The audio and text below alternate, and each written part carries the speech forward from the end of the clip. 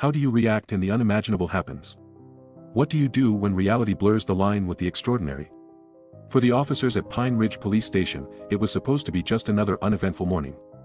But that day, everything changed. Officer Mark Johnson rubbed the sleep from his eyes as he reached for his half-empty coffee cup. It was still early, the sun barely cresting over the pines that surrounded the small, rural town. Pine Ridge wasn't the kind of place where big events happened. At most, they dealt with the occasional drunk driver or a neighborly dispute over a fence line. The quiet was both a blessing and a curse. "Hey, Mark, you got the incident report from last night?" Officer Karen Miller called from her desk across the room. She was flipping through a stack of papers, her expression a mix of boredom and mild irritation. Mark grunted in response. "Yeah, it's on your desk. Nothing exciting, just another stray dog wandering into Mrs. Patterson's yard." Karen rolled her eyes. Of course. The height of law enforcement drama. The station hummed with its usual, mundane energy. Phones rang sporadically, the dispatcher occasionally breaking the monotony with a crackled update about a fallen tree on Route 12 or a missing cat in the neighboring subdivision. It was, by all accounts, an ordinary day until it wasn't. The sound of the station's front door creaking open barely registered at first. People came and went all the time, residents filing reports, delivery drivers dropping off supplies. But this time, there was no hurried shuffle of feet or casual chatter. Instead, a strange, heavy stillness filled the air. Mark glanced up from his desk, his brow furrowing. Karen froze mid-page turn, her eyes darting toward the entrance. The dispatcher's voice trailed off mid-sentence as everyone turned toward the doorway, and there it was. A massive grizzly bear stood framed in the open doorway, its fur glistening faintly in the soft morning light.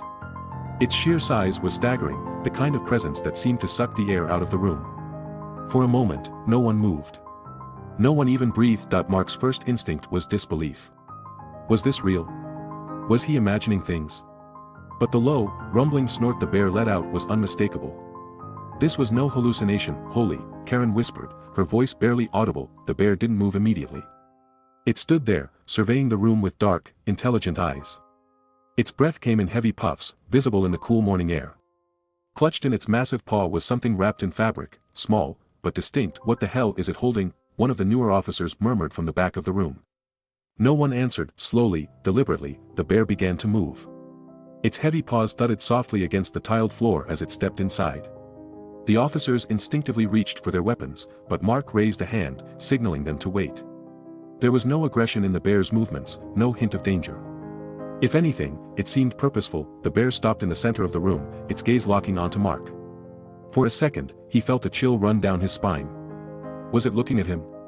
Why him? Karen, still frozen at her desk, whispered harshly, "Mark, what do we do?"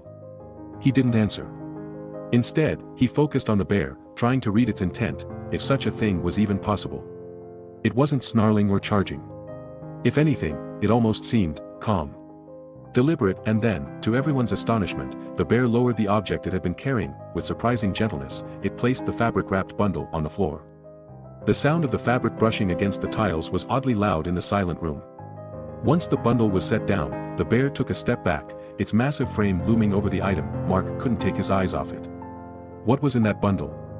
Why had the bear brought it here?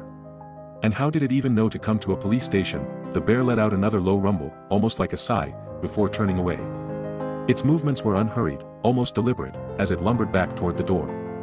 The officers watched in stunned silence as it disappeared into the morning light, the door swinging shut behind it. For a long moment, no one spoke. The air felt heavy, charged with the weight of what they'd just witnessed. Finally, Karen broke the silence. "Mark, what the hell just happened?" He shook his head, his mind racing. "I don't know. But we need to see what it left behind." The bundle sat in the middle of the room, its plain fabric now smeared with dirt and faint traces of what looked like blood. Mark approached it cautiously, his heart pounding. Every step felt like an eternity. When he reached it, he knelt down, his hands trembling slightly as he unwrapped the fabric. The first thing he noticed was the smell, earthy, metallic, and faintly sweet. The fabric fell away to reveal something that made his breath catch in his throat. A child's shoe. It was small, scuffed, and covered in mud. On the side, a name was stitched in faded pink thread, Ellie. Mark's mind reeled. Ellie Marsh. The 6-year-old girl who had gone missing 3 days ago. Search parties had scoured the woods day and night, but there had been no sign of her, until now. "Karen," he said, his voice tight. "Get dispatch on the line. Tell them we might have a lead on Ellie." Karen didn't hesitate. She grabbed the radio, her voice steady but urgent as she relayed the news. The other officers began to stir, the shock of the bear's appearance giving way to a flurry of activity. Phones rang, reports were pulled, and plans were hastily made. As Mark stood there, the shoe still clutched in his hands, he couldn't shake the image of the bear's eyes. There had been something in them, something that felt almost human. Was it possible? Could the bear have found Ellie? Could it have been trying to lead them to her? The questions swirled in his mind, unanswered but impossible to ignore. Karen approached, her expression a mix of disbelief and determination. Search teams are ready to go. What's the plan? Mark glanced down at the shoe, then back toward the door where the bear had disappeared. We follow the trail. Whatever that bear knows, we need to find out. The forest loomed ahead like an impenetrable wall, the trees stretching skyward in dense clusters. Officer Mark Johnson adjusted the strap of his flashlight as he led the search team into the woods. The shoe was tucked safely into an evidence bag, clipped to his belt. He couldn't shake the eerie feeling that they weren't just tracking a missing girl, they were retracing the steps of something far more unusual. Tracks are fresh, muttered Officer Karen Miller, crouching near a patch of disturbed earth. Her gloved hand hovered over a deep paw print, its edges crisp against the damp soil. That bear didn't wander far. Mark nodded, scanning the surroundings. If it brought the shoe to us, it might be trying to lead us somewhere. Karen raised an eyebrow. You really think the bear knows what it's doing? That it's helping? Mark hesitated, choosing his words carefully. I don't know what to think. But we don't have any other leads, and this is more than a coincidence. The team pressed on, their movements cautious yet purposeful. The underbrush crackled underfoot, and the air carried the faint scent of pine and earth. The forest seemed alive, every rustle of leaves or snap of a twig sending their nerves on edge. As they moved deeper, the trail became more defined. Broken branches, flattened grass, and faint smudges of dirt marked a path that seemed almost deliberate. This way, Mark said, motioning for the others to follow. His voice was steady, but his pulse quickened with every step. The deeper they went, the more the forest seemed to close in around them. The light grew dimmer, filtered through the canopy above, and an uneasy silence settled over the group. Then they heard it, a low, guttural sound that sent a shiver down their spines. It wasn't a growl, not exactly. It was more like a rumbling breath, the kind of sound that belonged to something massive and alive. Karen froze, her hand instinctively reaching for her holstered weapon. Did you hear that? Mark nodded, holding up a hand to signal silence. He scanned the trees, his flashlight cutting through the shadows. For a moment, all was still. Then, just beyond the beam of light, a shape moved. The bear emerged from the shadows, its hulking frame partially obscured by the dense underbrush. It stood there, watching them with those same dark, intelligent eyes. Mark felt a jolt of recognition. It was the same bear from the station. It's him, Karen whispered. The bear. Mark took a cautious step forward, his heart pounding. Stay back, he warned the others, his voice low. Let's see what it does. The bear didn't growl or charge. Instead, it turned, lumbering deeper into the woods. Every few steps, it paused, glancing back at the group as if to make sure they were following. You've got to be kidding me, Karen muttered. Is it guiding us? Mark didn't answer. He simply followed, his flashlight trained on the bear as it moved through the trees. The others fell in line behind him, their skepticism giving way to a strange mix of awe and unease. The bear led them to a clearing, the trees parting to reveal a small, moss-covered hill. At the base of the hill was a hollow, a dark opening that seemed to lead underground. Mark's breath caught in his throat. A den, he said, his voice barely above a whisper. Karen frowned. You think Ellie's in there? Before Mark could answer, the bear let out a soft huff, almost like an exhale, and stepped aside. It sat back on its haunches, its massive head tilting slightly as it watched them. Mark approached the opening cautiously, his flashlight cutting through the darkness. The air inside was cool and damp, carrying a faint metallic scent that made his stomach churn. He crouched low, peering inside. Ellie, he called out, his voice echoing slightly. Are you in there? For a moment, there was no response. Then, faintly, he heard it, a small, trembling voice. Mister. Mark's heart leapt. Ellie. It's Officer Mark. I'm here to help you. The girl's face appeared in the beam of his flashlight, her wide eyes filled with a mixture of fear and relief. She was huddled in the far corner of the den, her clothes dirty and torn, but she was alive. Mark extended a hand. Come on, sweetheart. Let's get you out of here. Ellie hesitated, glancing past him toward the bear. What about him? Mark glanced back at the bear, which remained still, watching the scene unfold. He'll be okay. Let's get you to your mom and dad. Slowly, Ellie crawled toward him, her movements stiff and cautious. When she reached the opening, Mark scooped her into his arms, his chest tightening with a mix of relief and disbelief. Karen rushed forward, wrapping a blanket around the girl. "She's alive," she said, her voice cracking with emotion. "She's really alive." Ellie clung to Mark, her small hands gripping his jacket. "He saved me," she whispered. "The bear. He kept me safe."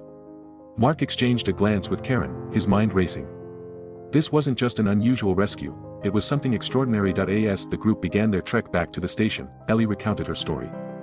She had gotten separated from her parents during the hike and had wandered aimlessly through the forest, calling for help.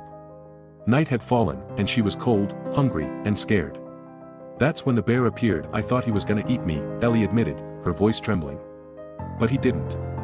He just sat there, like he was waiting. And then he brought me here." The officers listened in stunned silence as Ellie described how the bear had stayed with her, keeping her warm and even nudging her toward the den when it started to rain. It had left briefly, returning with a small bundle of berries and roots, which she had eaten despite their bitter taste. "He didn't leave me," Ellie said, her voice barely above a whisper. "Not until you came." Mark glanced over his shoulder at the bear, which was still visible in the distance. It had followed them partway, lingering just beyond the edge of the clearing. Its dark eyes seemed to glimmer with something that almost resembled understanding. When they reached the edge of the forest, the bear stopped. It stood there, watching as they made their way back to the road where the search vehicles waited. For a moment, Mark thought he saw it nod, a slow, deliberate movement, before it turned and disappeared into the trees. The air was crisp as they emerged from the forest, the rising sun casting a golden glow over Pine Ridge. The search team had called ahead, and as the group stepped into the clearing where the rescue vehicles were parked, Ellie's parents ran to meet them. "Ellie," her mother screamed, her voice breaking with relief. She dropped to her knees, arms outstretched, as Mark gently handed her daughter over. Ellie clung to her mother, her small frame trembling against the woman's sobs. Her father knelt beside them, wrapping them both in a protective embrace. "Thank you," he choked out, his tear-filled eyes meeting Mark's. "Thank you for bringing her back." Mark nodded, swallowing the lump in his throat. "She's a brave kid," he said, his voice rough with emotion. "But she didn't survive out there alone." The parents looked at him, confused. Mark hesitated, unsure how to explain. "How do you tell someone that their child was saved by a creature most people fear?" Karen stepped in, her voice calm but firm. "It's true. A bear protected her. Led us to her, even." "A bear?" Ellie's father repeated, his face a mixture of disbelief and shock. Ellie, still cradled in her mother's arms, nodded. "He's my friend," she said simply. "He kept me safe." The weight of her words hung in the air, undeniable and profound. Reporters, already gathering at the scene, began snapping photos and firing off questions. Mark held up a hand, signaling for quiet. "Let's give the family some space," he said, his tone leaving no room for argument. As the crowd dispersed, Mark's eyes drifted back to the forest. The bear was gone, but its presence lingered in his mind like a shadow. He couldn't shake the feeling that this wasn't just a random act of nature, it was something deeper, something almost purposeful. Days later, Pine Ridge was buzzing with the story. Headlines declared it a miracle: "Hero Bear Saves Lost Girl," and "The Guardian in the Wild." Experts debated the bear's behavior, offering theories ranging from maternal instincts to sheer coincidence. But those who had been there, Mark, Karen, and the rest of the team, knew better. Ellie's recovery was swift. Despite her ordeal, she showed no signs of trauma, only an unshakable belief in the bear that had saved her. She told her story with childlike sincerity, describing how the bear had kept her warm, fed her, and even stayed by her side through the long, cold nights. "He's not scary," she insisted during a televised interview. "He's kind." Mark watched the broadcast from the station, a faint smile tugging at his lips. Her words echoed in his mind as he turned back to the report he was finishing. It detailed the search and rescue, but also the mysterious events that had unfolded: the bear, the shoe, and the unspoken bond between the animal and the child. 1 week after Ellie's rescue, Mark found himself drawn back to the forest. He told no one where he was going, only that he needed some time to clear his head. The woods felt different now, alive with an energy he couldn't quite name. He followed the trail they had taken that day, his steps measured and deliberate. When he reached the clearing, he stopped. The den was still there, its dark entrance partially hidden by moss and roots. Mark stood silently, his gaze sweeping over the space where Ellie had been found.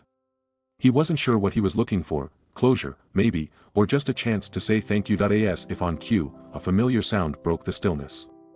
That low, rumbling breath. Mark turned, and there it was. The bear stood at the edge of the clearing, its massive form half hidden by the trees. Its eyes met his, and for a moment, they simply stared at each other. "Hey, big guy," Mark said softly, his voice barely above a whisper. He took a cautious step forward, then another. The bear didn't move, didn't growl. It just watched. Mark stopped a few feet away, his heart pounding. "I don't know why you did what you did," he said, his voice steady despite the emotion that threatened to break through. "But you saved her. You brought her back to her family. And for that, thank you." The bear huffed softly, its breath visible in the cool morning air. Then, in a move that took Mark's breath away, it dipped its massive head slightly, almost like a nod. Mark blinked, unsure if he was imagining things. But before he could dwell on it, the bear turned and lumbered back into the trees, its movements as deliberate as the day it had entered the station. Within moments, it was gone. Mark stood there for a long time, the forest quiet around him. He felt lighter somehow, as if a weight he hadn't realized he was carrying had been lifted. The bear's actions, its behavior, it defied explanation. But maybe not everything needed to be explained. Maybe some things were meant to remain mysteries, reminders of the extraordinary in the everyday. Back at the station, life returned to its usual rhythm. Mark finished his report, filed it away, and went back to answering calls about missing cats and stray dogs. But every so often, he caught himself looking out the window, his thoughts drifting back to the bear. Ellie and her family moved away a few months later, seeking a fresh start far from the memories of that terrifying week. But before they left, Ellie stopped by the station to say goodbye. "Thank you for finding me," she said, her small hand clutching Mark's. Mark crouched to her level, his expression warm. "It wasn't just me," he said. "You had some pretty special help." Ellie smiled, her eyes shining with a wisdom beyond her years. "I know." As she walked away, Mark felt a sense of peace settle over him. The events of that week would stay with him forever, a reminder of the unexpected connections that could arise in the most unlikely circumstances, and somewhere, deep in the forest, a bear roamed. A guardian, a protector, a reminder that the wild still held secrets we might never fully understand.